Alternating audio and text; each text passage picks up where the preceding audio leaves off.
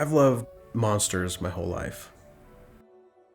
I was really inspired by Predator and Aliens, and they'd be in my dreams, and I would sit there and think about them for 1 or 2 hours when I was a little kid before I'd go on with my day.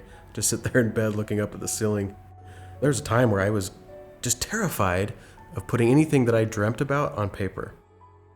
In fact, I used to have little stacks of paper that were just hidden because, some were really creepy and gross and like a lot of gore, a lot of demonic things. I'd have these thoughts in my head like, oh my gosh, if someone saw this, like I'd be putting some home or something. So that was always I'd wake up and I'd try to draw that.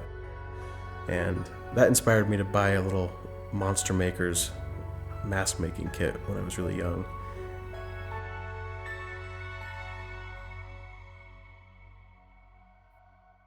When I really decided to do this as a career, it was more of an obsession. I mean, it's something that you just can't stop doing.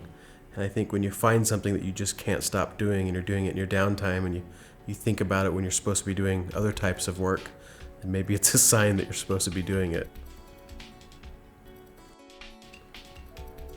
Steve Jobs, he would write about doing something that you're passionate about, because trying to achieve success, you're always going to run into this crazy test where what you're trying to do is just going to beat you up. And the only way to break through the wall is to do something that you're passionate about. Because if you're not passionate about it, you'll never get through it and you'll just quit. But the things that you're passionate about, you'll continue to attack and you'll continue to press forward because you love it so much. And that's what's going to allow you to be successful in it.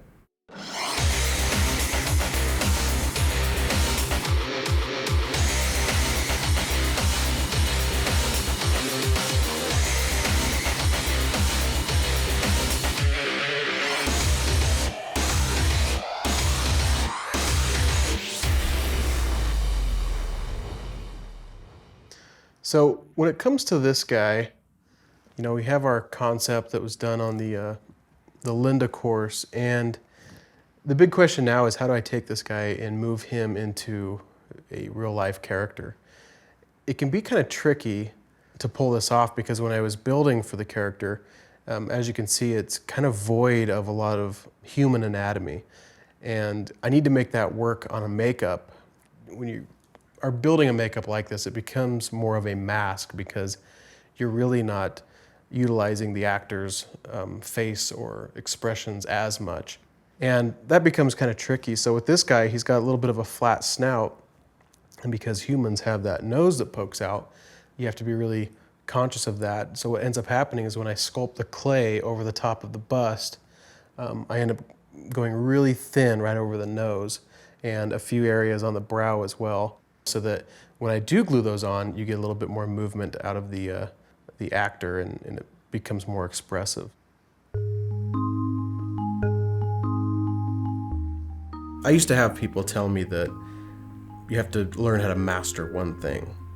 So you have to find what you want to do and just really spend every ounce of time you have on it to achieve great success. I always believed that that was true, and I still do, that if you want to be the best master possible at something, then that's what you focus on, that's what you do for the rest of your life. But there was always a side of me that said, I'm always fascinated in so many different things though. And I learn more from failing at something than I ever did achieving success. When it comes to art, I just know that I want to do something creative. And right now, I do a lot of special effects makeup, and I do a lot of concept art. And that's really the thing I do most right now. But that's not necessarily the thing I'm going to be doing most in 5 years. I don't know what that'll be. Maybe I'll get into something else. And the coolest thing about experimenting in all these other artistic avenues is they all help me achieve greater success in the ones that I'm moving away from. I started off in graphic design, and when I started doing tattooing, for instance, I learned a different level of refinement and a different level of movement that helped me bring that back into typography, and then all of a sudden I was better at it, even though I hadn't touched it for months. And every time I've made some kind of a jump, it's always done that. And so I have to look back and say, would I have ever achieved that if I was just trying to master a one skill set? You know, maybe, but how long would that have taken me? That's kept me really thirsty and continuing to go along in this crazy process. This clay sculpture that you spend all this time on is actually destroyed. So here's some of the final shots of it before I sprayed it with a clear coat. And it just helps seal the clay in. It also allows it to be removed from the mold a little bit easier. I'll take this and put a bunch of plaster on it. Then I'll create one half of the mold, flip it over, remove the clay wall, put some Vaseline on, and then make the other side of the back half of the mold. And once I have that, I rip it off, and then this clay is just kind of being torn up and everything, and I have to peel it out. And then I'm able to do this casting. I'll put in foam latex, we'll mix it up in a mixer, and then pour it into the mold, and then pour the core, which is the human head, inside that, and then the foam kind of wraps around it as you sandwich the two halves together, and then we put a few belts on it so it keeps it nice and tight. And then we take that and put it in a foam oven. And the foam oven will cook out all of the ammonia from the latex, and it's really kind of stinky, but it'll create this really cool foam, nice moving latex mask that it's really lightweight, it's comfortable for the models to wear. When it comes to creature design and coming up with ideas, my job as an artist to try to bring that to life is to try to capture moments that I see in my head. And so sometimes it just kind of I'll keep thinking about it, and then my hand will just start to put it out there. And then there's other times where, you know, it could be walking down the sidewalk and you step on a grape and it smashes across the concrete, and then all of a sudden it, you know, gives this new form or new texture. Maybe the splatter has a unique shape. And so sometimes that's the inspiration of like, oh, I need to make a character that utilizes this in some way. Face Off was a great opportunity for me to go out there and prove what I could or could not do. And I didn't go out there to be on TV, of course. I got on Face Off because I loved creating and art, and I loved being challenged. When I was tattooing, the guy who actually mentored me said, hey, have you seen this show on TV? They're doing a bunch of monster stuff right in front of you, and you get to watch them. It's a reality competition series. So I started watching it, and it was really inspiring, really cool with what they were all doing. My mentor called me again. He's like, you have to try out for this. You're good enough to do this. I've seen your masks. And I said, I've never put makeup on, so I'm not really sure if I can do this. I know it's a similar process, but it seems so foreign. And I said, you know what? What's the worst thing that could happen? And I was going through college at the time, and they would always push that it's not the tool that's the important thing. It's your creativity. It's the way you're approaching the design challenge that defines who you are. And I said, okay, if this is true, I should be able to try out for this show. And if I were to get on the show, I should still be able to get about halfway based off of just my design. Because makeup is just a tool. It's the way you deliver the message. But the message is what's important. And so I decided to apply for the show, and then the next thing I knew, I got a phone call and I was on the show. Ladies and gentlemen, let's hear it for Rayce.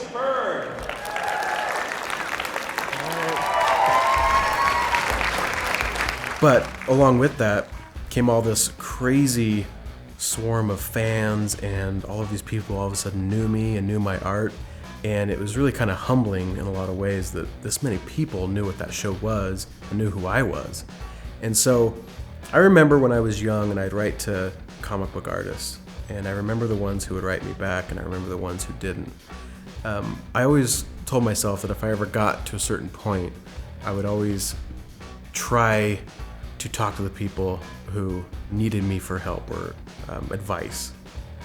So after Face Off, going to the Comic-Cons is kind of a great way for me to meet the fans of the show, because the Comic-Con crowd, all of those people love doing the cosplay stuff, and Face Off is very much an inspirational tool for a lot of those people. Yeah, my brother's here. And I've talked him into letting me put a big monstrous foam latex piece on his face.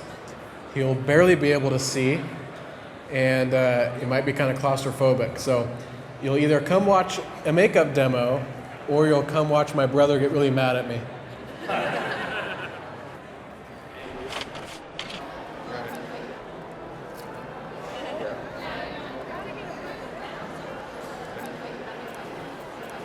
So what I'm going to do is we're going to make sure these eyes are comfortable for you. Okay. And then I'm going to tack it down on the brow, right there around the noses, so that you can like push it onto your skin. Okay. And once we get a stick, you're going to grab on the inside of this little nose ridge. And that's what I want you to, so where I cut that out. Correct it. Yeah. And so vision's first. So you put that where you want to see out of that thing. So that's like your push point. And this is just kind of a fit. We're just kind of seeing where it sits. So push right here in between your eyes. And I'm actually going to pull this a little bit further away from your eye. Give you a little bit more breathing room there. Yeah, that's better. Yeah, I can go with that. You can handle that. I think when you show something off in the public, you're making yourself available for ridicule. You know, you're putting yourself out there.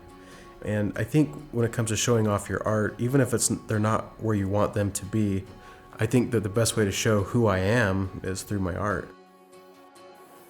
You know, there's also the business side of it too. You want to promote yourself. So I think that everyone should be doing that to some degree. But the biggest thing is to try to find your own voice and be able to kind of promote that voice as well. It can be really tricky because everyone's solution to that problem has to be different. You can't really lay it out and say, oh, to find yourself in design, here's the top 10 things you have to do. It's about kind of fighting through your own personal battles. It's about iteration too. You have to do something over and over and over and over again to be good at it. And the big thing is when you're not good at something, you have to continue to fight against it. You know, if you're really passionate about it and if it's really something you want to do, then you have to fight and you have to go through being bad at it for a long time before you start having successes. And at the same time, don't feel bad if you're not as great as you think you should be. You know, as long as you're moving forward and willing to learn each day, then I think you'll be set. I feel like for me, moving forward, I want to just keep creating. I want to be able to tell stories. I want people to be able to see more into the world that I grew up with. I want to be able to take those dreams that I had as a kid and show them to the world and say, look, this is what I went through, this is what I saw, and this is what inspired me to do all the things that I do. Whether that's going to happen or not, I don't know. But that's kind of the journey I have in front of me, and that's what I'm going to push for and see where it takes me.